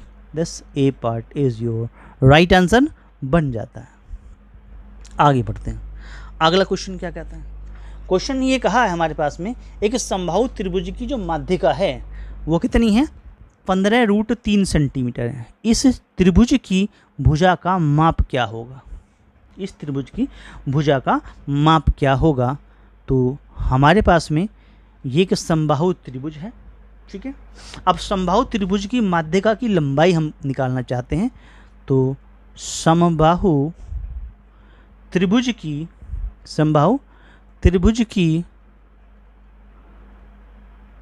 माध्यिका की क्या निकालना चाहते हैं, लंबाई निकालना चाहते हैं, फॉर्मूला क्या होता है, √3/2 गुना भुजा मतलब उसकी एक साइड की बात होती है। ये क्या दिखा रखी है, ये दे रखी है 15√3 यहाँ दिखा रखी है, हमें क्या निकालना, भुजा निकालनी है। तो √3/2 गुना भुजा। अब भुजा निकालनी है तो क्या करेंगे भाई, √3 से √3 कट गया, तो भुजा क्या आ गई, भुजा 15 में 2 की मल्टीप्लाई कर गया, 15 मल्टीप्लाई बाई 2 हो गया, और 15 गुना कितना होता है 30 सेंटीमीटर। तो यहाँ से भुजा निकल के आ गई 30 सेंटीमीटर। यही आंसर था, answer number C is your right answer बन जाता है। आगे बढ़ते हैं, क्वेश्चन क्या कहता है, किसी त्रिभुज पी क्यू आर की माध्यिका मीडियन पी एस की लंबाई उसकी भुजा क्यू आर की लंबाई की आधी है। देखो ये पी एस ये ना, इसकी लंबाई इस भुजा जो क्यू आर है उसकी आधी है, इसका मतलब दिस इजिकल टू दिस, यानी एस क्या हो गया, मिड पॉइंट हो गया। एंगल आर 24 डिग्री का है, ये एंगल आर 24 डिग्री का है, तो एंगल क्यू किसके बराबर होगा, एंगल क्यू को आप एक्स मान लीजिए। आप क्वेश्चन के हिसाब से लेके चलें तो यहाँ पर कुछ इस प्रकार से आप इसे दिखाएंगे। देखो भाई, ये हमारे पास क्या है कि जो क्यू आर है वो Q S plus of S R से बना है, लेकिन क्यू एस तो बराबर एस आर है। क्लियर? तो इसका मतलब क्या हुआ कि जो हमारे पास में क्यू आर होगा वो दुगना ऑफ क्यू एस होगा। यानी अगर क्यू एस निकालें तो क्या कर देंगे, हाफ ऑफ क्यू आर होगा। ये बात क्लियर हो गई? ये तो छोटी सी बात है, क्लियर होगा। ऐसे ही अकॉर्डिंग टू क्वेश्चन, भाई पी एस क्या है, पी एस क्या है, पी एस क्या है, पी एस तो क्यू एस के बराबर भी है, पी एस एस आर के बराबर भी है। अगर ऐसा है तो पी एस भी 1/2 ऑफ क्यू आर होगा। क्लियर बात? चलिए, पी एस भी 1/2 ऑफ क्यू आर होगा। अगर ये एंगल 24 का है तो ये एंगल भी 24 का होगा। क्लियर? ये एंगल भी 24 का होगा। तो in triangle P S R की अगर बात करें, पी एस आर की हम बात करें तो हमारे पास में क्या हो जाएगा कि भाई ये कितने को हो गए, 24 और 24 48 हो गए। ठीक है, तो ये कितना निकल के आ गया हमारे पास में, ये वाला जो बाहर वाला एंगल है हमारे पास में, तो ये कितना बन गया, ये जो एंगल होगा, सब इसको भी निकाल सकते हैं डायरेक्टली। ठीक है, इसको भी निकाल सकते हैं। तो ये कितना निकल के आएगा, ये बन जाएगा हमारे पास में कि एंगल जो पी एस आर निकलेगा वो 180 माइनस 48 से निकल आएगा, जो 132 डिग्री का होगा। यानी ये 132 डिग्री का निकल के आ जाएगा। आ गया? अब क्योंकि ये दोनों बराबर हैं, कौन से, भाई पी एस बराबर एस, हमारे पास में क्यू भी है, तो ये भी एंगल एक्स का ही होगा। ये एंगल भी क्या होगा हमारे पास, एक्स का ही होगा। तो ये एंगल हमारा कितना होगा, एक्स का ही होगा। तो ये एंगल भी क्या बन जाएगा, एक्स बन जाएगा। तो दुगुना ऑफ एक्स क्या होगा, 132 के बराबर होगा। Exterior angle equal to sum of interior opposite angle क्या होगा। तो इन ट्रायंगल ऑफ, अगर हम पी क्यू एस की बात करें, पी क्यू एस की बात करें तो दुगुना ऑफ एक्स जो होगा वो 132 डिग्री का होगा। अब यहाँ से एक्स निकालें तो 132/2 बन जाएगा, 2 छिका 12, 2 छिका 12, यानी एक्स की वैल्यू आ गई कितनी, 66 डिग्री आ गई। हमें क्या फाइंड करना, हमें एंगल क्यू फाइंड करना था, यानी angle S Q R find करना था, जो हमने क्या मान लिया था, एक्स मान लिया था, और वही हमारा आंसर निकल के आ गया 66 degree. This your answer, that is D is your right answer. Clear? आगे बढ़ते हैं। 21वां क्वेश्चन क्या कहता है। ये क्वेश्चन इस प्रकार से है कि भुजाओं 45 सेंटीमीटर, 51 सेंटीमीटर और 24 सेंटीमीटर वाले एक त्रिभुज का जो क्षेत्रफल है वो 30 सेंटीमीटर लंबाई वाले एक आयत यानी रेक्टेंगल के क्षेत्रफल यानी एरिया के बराबर है, तब उस आयत का परिमाप यानी पैरामीटर ऑफ रेक्टेंगल कितना होगा। बहुत अच्छा क्वेश्चन है। देखो, ये हमारे पास एक ट्राइंगल है, ठीक है, ये हमारे पास एक रेक्टेंगल है, ये हमारा एक त्रिभुज है, ट्राइंगल है, ये हमारा एक रेक्टेंगल है। ठीक है, ये हमारा एक रेक्टेंगल है। अच्छा, क्वेश्चन के अकॉर्डिंग त्रिभुज का क्षेत्रफल, जो त्रिभुज का क्षेत्रफल है, त्रिभुज का जो क्षेत्रफल है वो बराबर होगा आयत के क्षेत्रफल के, आयत के क्षेत्रफल के बराबर होगा। ये क्वेश्चन कह रहा है। अब क्षेत्रफल क्या होता है, 1/2 बेस गुना हाइट बराबर लंबाई गुना चौड़ाई। ठीक है भाई, लंबाई गुना चौड़ाई होता है। ठीक है, इसकी चौड़ाई को आप क्या मान लीजिए, y मान लीजिए। ठीक, लंबाई x जो हमें दे रखी है 30 सेंटीमीटर, तो 1/2 बेस का मतलब यहाँ 45 हो गया, और हाइट से मतलब यहाँ कितना 24 हो गया। इसका लंबाई हमें दिखा रखी है 30, और चौड़ाई हमें y का पता नहीं। 2 से काट लीजिए, 12 बार कट जाएगा, यानी y निकालना हो तो 45 गुना 12/30 कर देंगे, ठीक है, 45 गुना 12/30 कर देंगे।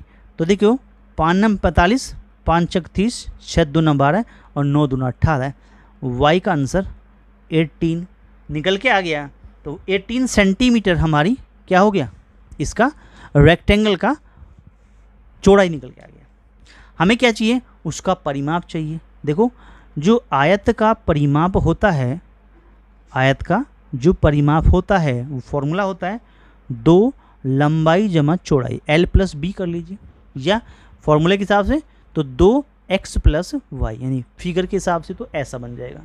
अच्छा, दुगुना ऑफ लंबाई से मतलब कितना 30 प्लस चौड़ाई से मतलब कितना 18, 18 और 30 कितना 48 गुना 2 कर दें तो 48 गुना 2 कितना होता है 48 दूना 96 होता है। 96 centimetre is your right answer बन जाता है। ये चला गया ए पार्ट के साथ में, A is your right answer बन जाता है। आगे बढ़ते हैं। अगला क्वेश्चन क्या कहता है, बहुत ही अच्छा क्वेश्चन है।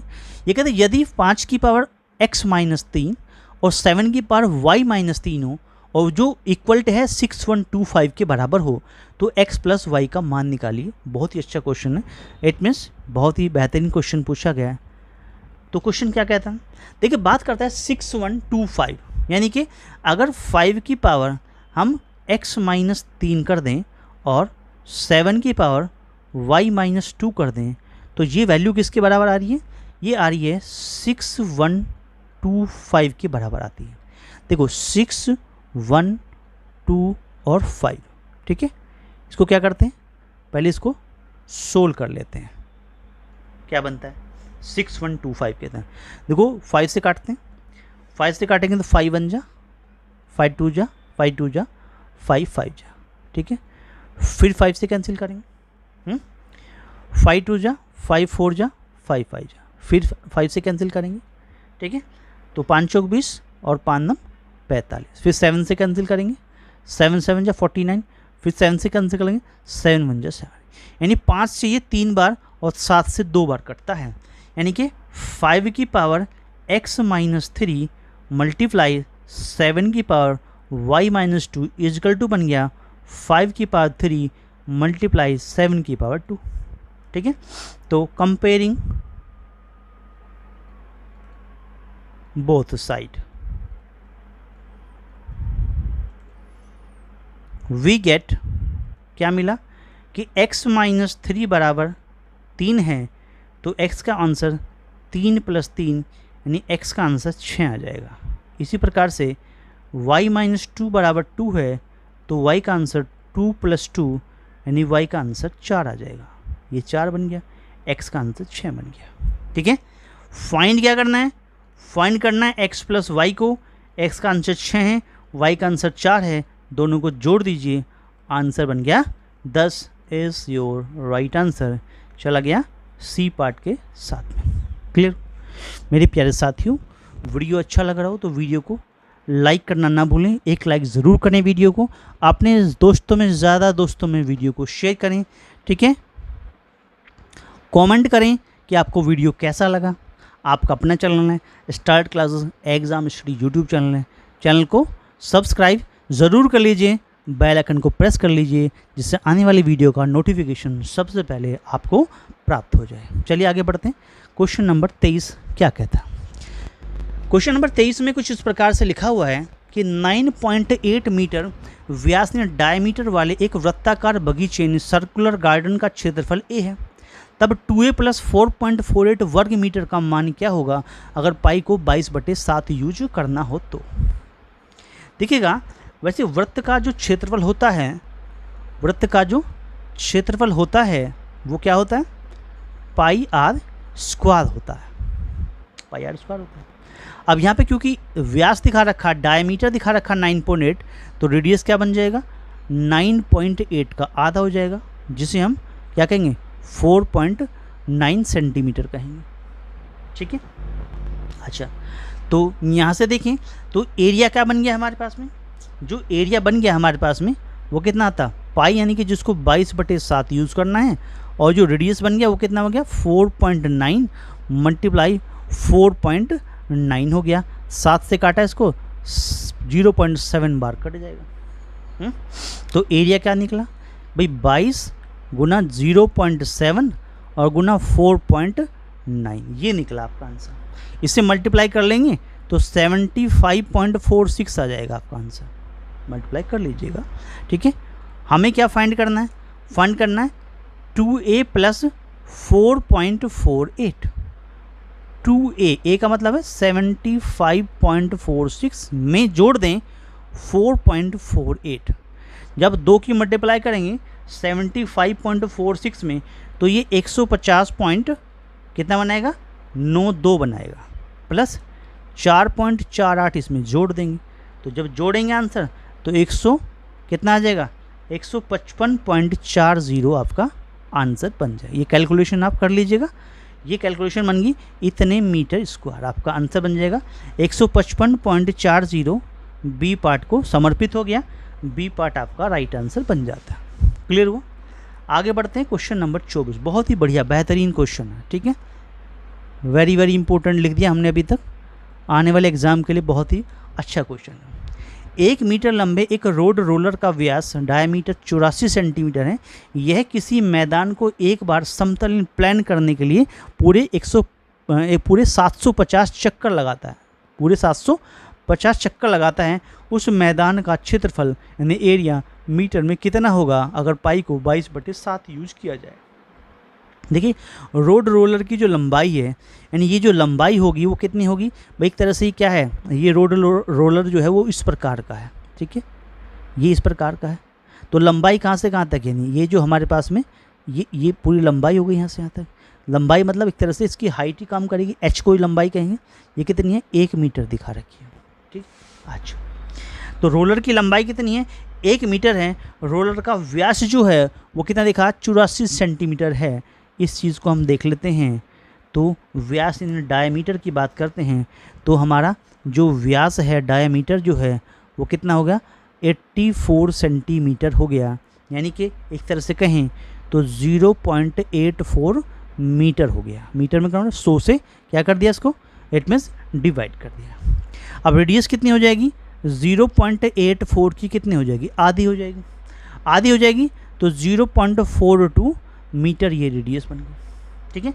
अब क्योंकि एक चक्कर में तय किया गया क्षेत्रफल जो होता है वो 2πr होता है, 2πr होता है।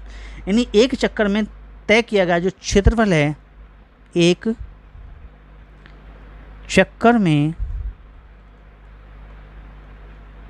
तय किया गया जो क्षेत्रफल होगा वो कितना होगा? 2πrh होता है, ठीक है। जो क्या होता है? 2πrh होगा हमारे पास में। चलिए, 2 गुना पाई मतलब 22/7, रेडियस मतलब 0.42 और हाइट मतलब 1 मीटर, ठीक है। 7 × 42 0.06, ठीक है। 22 दूना 44, 44 में मल्टीप्लाई कर दी 0.06 की, जब मल्टीप्लाई करेंगे तो आंसर 2.64 मीटर स्क्वायर निकला। ये एक चक्कर में तय किया गया क्षेत्रफल है। तो 750, ठीक है, 750 चक्कर में, ठीक है, तय किया गया क्षेत्रफल कितना होगा? तय किया गया क्षेत्रफल कितना होगा? तो 750 की मल्टीप्लाई कर देंगे 2.64 इतने मीटर स्क्वायर। जब इसकी मल्टीप्लाई करेंगे आपको तो 1980 इतने मीटर स्क्वायर आपका आंसर निकल के आ जाएगा। और ये चला जाएगा ए पार्ट के साथ में। 1980 metre square is your right answer बन जाएगा। बहुत ही बेहतरीन क्वेश्चन था, आने वाले एग्ज़ाम के लिए बहुत ही अच्छा क्वेश्चन है। चलिए अगला क्वेश्चन नंबर 25 क्वेश्चन क्या कहता है? ये क्वेश्चन नंबर 25 ये कहता है कि किसी समलंब चतुर्भुज जिसको हम ट्रेपेजियम कहते हैं, इसका क्षेत्रफल 2275 सेंटीमीटर स्क्वायर है तथा इसकी समांतर भुजाओं यानी पैरेलल साइड्स के बीच की दूरी 35 सेंटीमीटर है। 35 सेंटीमीटर है हमारे पास में। यदि समलंब चतुर्भुज की समांतर भुजाओं का अनुपात 5:8 हो, ठीक है, एक को हमने 5x मान लिया, दूसरे को हम 8x मान लें, ये जो हाइट दिखा रखी है ये 35 सेंटीमीटर हो, ठीक है, तो समांतर भुजाओं में से दीर्घ भुजा यानी लॉन्गर साइड जो 8x बैठेगी वो कौन सी होगी और कितनी होगी? ठीक है, देखो अब इसी बात को देखें क्षेत्रफल तो दे रखा है 2275 दिखा रखे हैं, तो समलंब का क्षेत्रफल एरिया ऑफ ट्रेपेजियम क्या होता है? ठीक है, एरिया ऑफ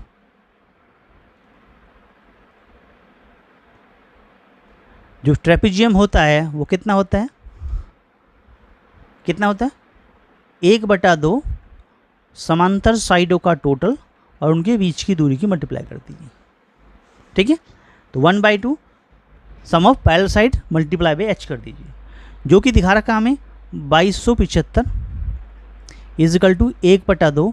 अब बीच की साइड कितने? 5x और 8x हैं, यानी कि 5x प्लस 8x और मल्टीप्लाई कर दिया 35 का, क्योंकि बीच की दूरी कितनी है? 35। तो 8 5 13, 2 की मल्टीप्लाई उधर गई, तो 22 गुना 2275 गुना 2 बटा कितना? 35। ठीक है, बराबर कितना होगा? 8 5 13, 13x के बराबर आ गया। यानी अगर x निकालें तो 2275 को मल्टीप्लाई 2 तो किया गया है और डिवाइड बाई 35 किया गया है और डिवाइड बाई 13 और हो जाएगा। यहाँ तक बात समझ में आ गई?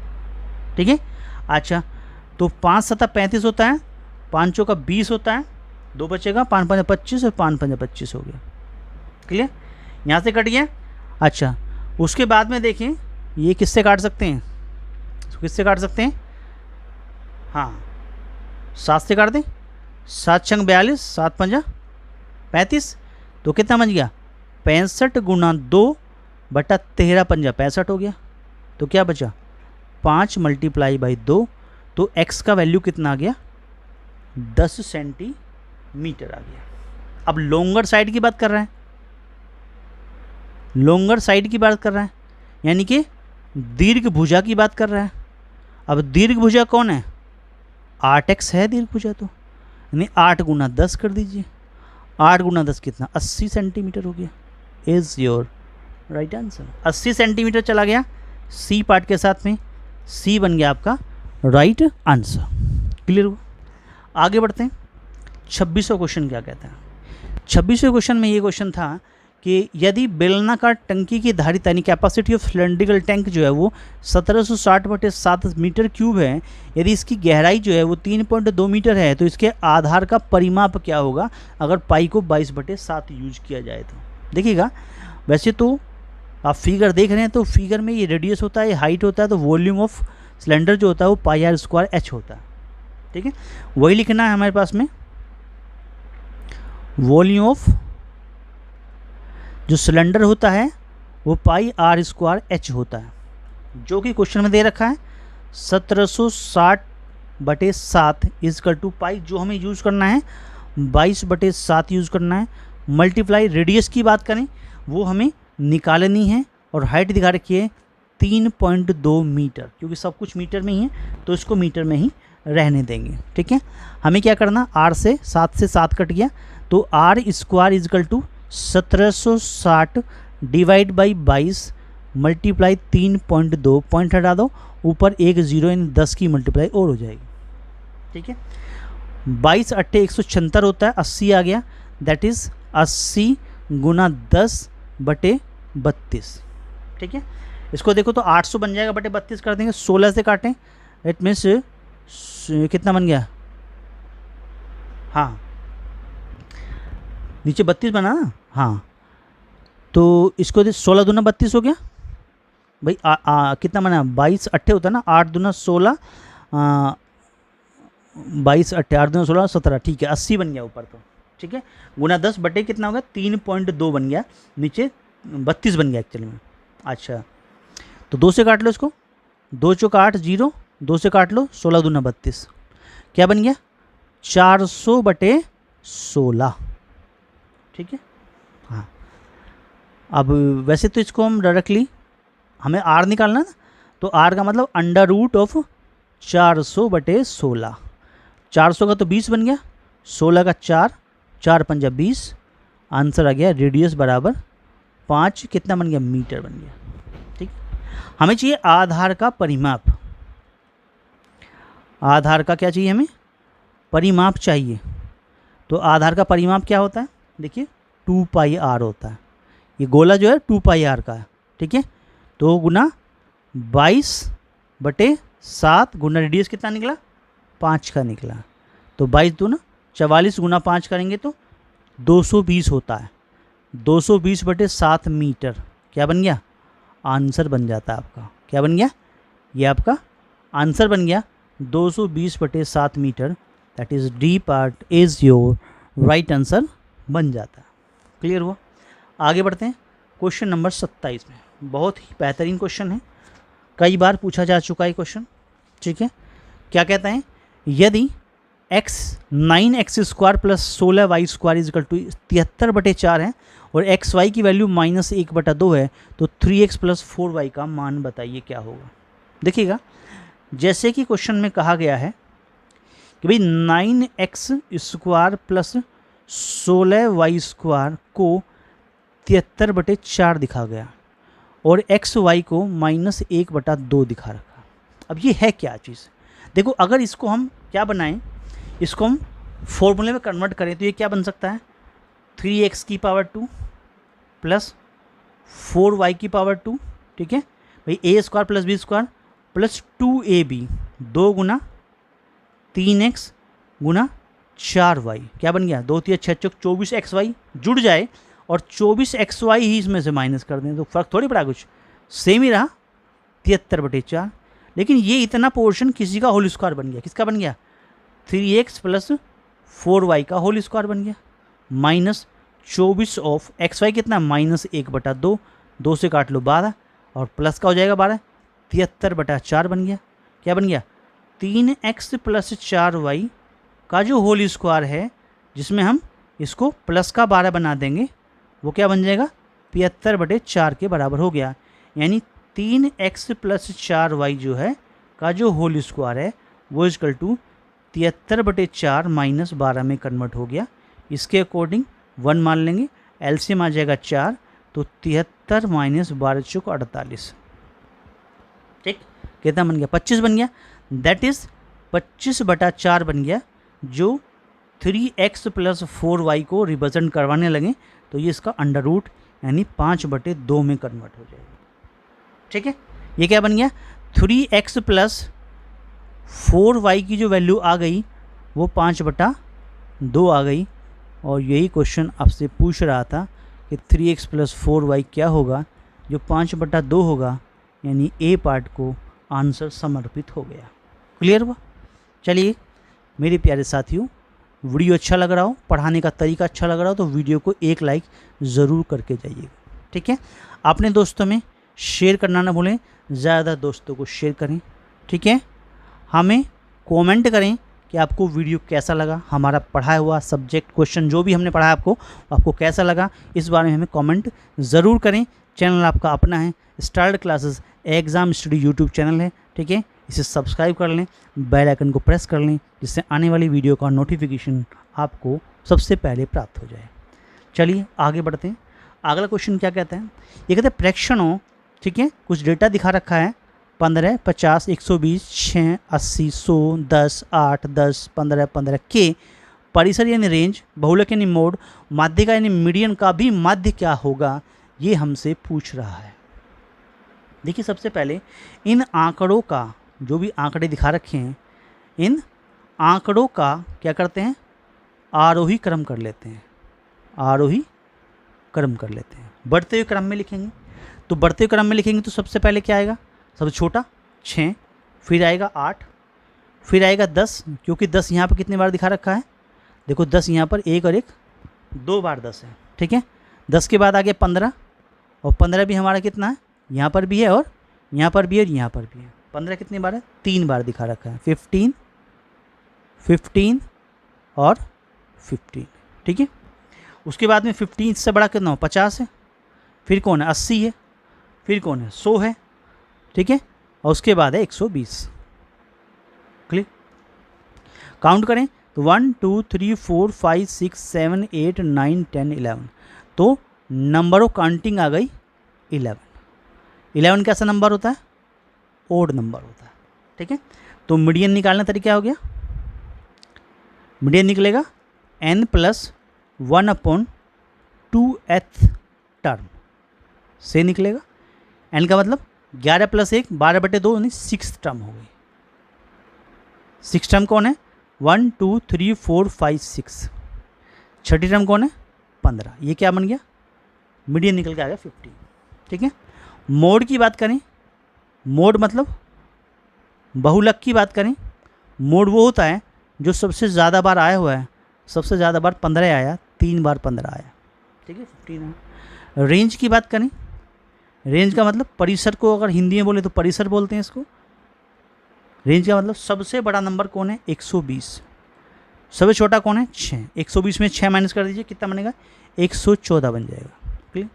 मीडियन मिल गया, मोड मिल गया, रेंज मिल गया। आपको क्या निकालना है? मीन निकालना है इसका, मतलब इन सब का क्या निकालना है?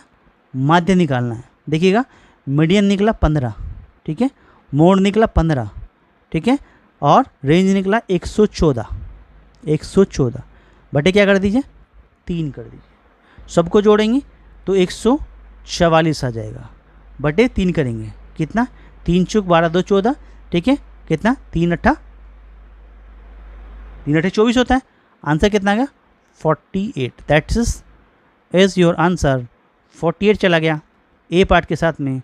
ए पार्ट को आंसर समर्पित हो गया। ए पार्ट आपका राइट आंसर बन जाएगा। ठीक है, बहुत ही अच्छा क्वेश्चन था आने वाले एग्जाम के लिए। 29 क्या कहता है कि किसी त्रिभुज, जैसे कि ए बी सी एक त्रिभुज है जिसमें एंगल सी 70 डिग्री का है। यदि भुजा बी सी पर कोई बिंदु पी इस प्रकार है कि ए पी और ए सी बराबर हों और angle B A P 30 degree हो, तो एंगल बी किसके बराबर होगा? देख, क्वेश्चन में कहा कि ए पी और ए सी, ए पी से मतलब इसकी बात कर रहा है, ए सी से मतलब इसकी बात कर रहा है, ये दोनों बराबर हैं हमारे पास में। तो ये triangle isosceles A P C एक आइसोलेस ट्रायंगल बन गया। तो ये एंगल भी कितने का आ गया? 70 डिग्री का हो गया। ठीक है, अच्छा, इसको हम x मान लेते हैं, इसको हम x मान लेते हैं। तो वही चीज़ हमें यहाँ पर दिखनी है, लिखना है इसको ऐसे ही। तो क्या करना है कि भाई इन ट्रायंगल, अगर हम ए पी सी की बात करते हैं, जहाँ ए पी बराबर ए सी की है, तो हमारा जो एंगल ए पी सी होगा वो हमारा एंगल ए सी पी के बराबर हो जाएगा, जो 70 डिग्री बन जाएगा। ठीक, ए पी सी ए सी पी के बराबर हो गया, 70 डिग्री हो गया।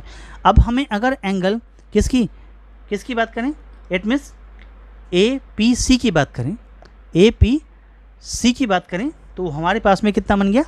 ये जो एंगल, एक्सटीरियर एंगल की बात कर रहे हैं, एक्सटीरियर एंगल की बात कर रहे हैं, कितने? Exterior angle A P C की बात करें तो क्या होगा? Sum of interior opposite angle के बराबर हुआ करता है।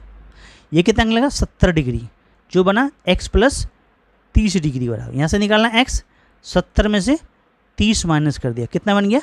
40 डिग्री बन गया। 40 डिग्री बन गया। ये क्या है? यही तो एंगल बी है। एंगल ए बी पी ही तो आपको निकालना था, that is 40 degree is your right answer. Answer चला गया, डी पार्ट को समर्पित हो गया, D is your right answer बन जाता है। 29 का क्वेश्चन कंप्लीट हो जाता है। ठीक है, आगे बढ़ते हैं। लास्ट अंतिम क्वेश्चन, क्वेश्चन नंबर 30। यदि x, y और z क्रम से आंकड़ों 7, 5, 11, 2, 3, 20, 16, 23, 29 और 23 की माध्यिका बहुलक यानी मोड और परिसर यानी रेंज हो, तो 4x plus Y minus Z का मान क्या होगा? बहुत ही most important previous year question है जो अभी आप तो कराए जा रहे हैं। सी टेट मैथ्स पेपर 2 के लिए बहुत ही अच्छे क्वेश्चन हैं। चलिए स्टार्ट करते हैं, इस क्वेश्चन को आप कैसे सोल्व करेंगे। सबसे पहले इन आंकड़ों का जो क्रम है वो आरोही क्रम लिख लीजिए, यानी आंकड़ों का जो आरोही क्रम होगा, बढ़ते हुए क्रम में जब आप लिखेंगे तो किस प्रकार से लिखेंगे? देखिए, बढ़ते हुए क्रम में आप लिखेंगे तो 2 आएगा, 3 आएगा, ठीक है, उसके बाद 5 आएगा, फिर 7 आएगा, ठीक है, फिर 11 भी आएगा, 16 आएगा, ठीक है, 20 आएगा, 23 हमारा 2 बाद है, 23 हमारा कितना है? 2 बाद है, ठीक है, और फिर लास्ट में 29 आ जाएगा। तो 1 2 3 4 5 6 7 8 9 10 काउंटिंग हो गई 10 और 10 हो गया इवन नंबर, ठीक है, इवन नंबर सम संख्या हो गई। तो उस समय मीडियन निकालने का फॉर्मूला बदल जाता है, ठीक है। क्या होता है? n by 2th term plus n/2 plus 1th term upon 2। ठीक है, ये इतने th टर्म की बात करता है, इतने th टर्म की बात करता है। ठीक है, तो n/2th का मतलब कितना हो गया, n/2 मतलब 5th की बात हो गया। ठीक है, प्लस ये कितना 6th की बात हो गया, अपॉन 2 कर दें। ठीक है, तो कितना हो गया, ये 5th टर्म कौन सी है, 1 2 3 4 5वीं टर्म ये हो गई, 6ठी टर्म ये हुई, 11 प्लस 16 बन गई। तो कितना बन गया, 11 प्लस 16 बटे कितना 2 बन गया, 11 16 27 होता है, 27 बटा 2 कर दिया, 27 का आधा 13.5 होता है, तो 13.5 ये वैल्यू बन गई मीडियन की। ठीक है, अच्छा, जिसे किससे रिप्रेजेंट किया है, यानी इस मीडियम किससे रिप्रेजेंट किया है इसने, ये हमारे पास में किसको रिप्रेजेंट करता है, x को रिप्रेजेंट करता है, यानी x का आंसर आ गया 13.5। यहाँ तक बात समझ में आ गई, x की वैल्यू होगी 13.5। अब हम बात करते हैं भाई मोड क्या होगा, मोड क्या होगा, मोड मतलब y की बात कर रहे हैं। सबसे ज़्यादा बार कौन आया, 23 ही तो आया, 2 बार बस। ठीक है, 23 हो गया। अगर रेंज की बात करते हैं, रेंज की बात करते हैं, रेंज मतलब z की बात करते हैं, तो सबसे बड़ा नंबर कौन है, 29 है। सबसे छोटा नंबर कौन है, 2 है, तो कितना हो गया 27, ये रेंज बन गया। ठीक है, अच्छा, हमें जो फाइंड करना है, हमें क्या फाइंड करना है, हमें फाइंड करना है 4x प्लस y और माइनस का z। 4x 4 मल्टीप्लाई बाई कितना 13.5 प्लस y मतलब 23 माइनस z मतलब 27, ये हमें सोल्व करना है। ठीक है, 13 चौका 52 और 0.5 करेंगे तो कितना बन जाएगा, 54 बन जाएगा। ठीक है, ये 54 बन गया। ठीक है, प्लस कितना हो गया 23 बन गया, माइनस कितना हो 27 हो गया। ठीक है, अगर हम 54 और 23 को जोड़ें तो कितना हो गया हमारे पास में, कितना बन गया, हाँ, तो 77 में से क्या कर दिया आपने, 27 को माइनस कर दिया, आंसर क्या बन गया 50। ये आपका राइट आंसर बन गया। आंसर चला गया बी पार्ट के साथ में, B is your right answer बन जाता है। मेरे प्यारे साथियों, वीडियो अच्छा लगाओ, पढ़ाने का तरीका अच्छा लगाओ तो वीडियो को लाइक करना ना भूलें, एक लाइक ज़रूर करें, अपने दोस्तों में शेयर करना ना भूलें। ज़्यादा दोस्तों को, बहनों भाइयों को इस वीडियो को शेयर करें, जो आने वाले सीटेट दिसंबर का जो एग्ज़ाम आपका होने वाला है 2025 में, उसमें हेल्प मिल सके। आप हमें कमेंट करें कि आपको वीडियो कैसा लगा। चैनल आपका अपना है, start classes exam study YouTube channel है, चैनल को सब्सक्राइब जरूर कर लें, जिससे आने वाली वीडियो का नोटिफिकेशन सबसे पहले आपको प्राप्त हो। बेल आइकन को दबाना ना भूलें, क्योंकि बेल आइकन आप दबाएंगे तो आपको ऑल पे सेलेक्ट करना होगा, जिससे आपको सभी वीडियो का नोटिफिकेशन सबसे पहले आपको प्राप्त होगा। तो मेरे प्यारे साथियों, वीडियो अच्छा लगाओ तो वीडियो को लाइक कर दीजिएगा, अपने दोस्तों में शेयर कीजिएगा, कमेंट कीजिएगा आपको वीडियो कैसा लगा। आपका अपना चैनल है, start classes exam study YouTube channel है, चैनल को सब्सक्राइब कर लीजिए, बेल आइकन को प्रेस कर लीजिए, ऑल पे सेट कर लीजिए, जिससे आने वाली वीडियो का प्रत्येक नोटिफिकेशन सबसे पहले आपको प्राप्त हो। दोस्तों, विराम लेते हैं इसी क्वेश्चन के साथ में, और मिलते हैं आपको अगले वीडियो में बहुत ही अच्छे क्वेश्चनों के साथ में। तब तक के लिए मेरे साथियों, धन्यवाद आपका। Thank you very much.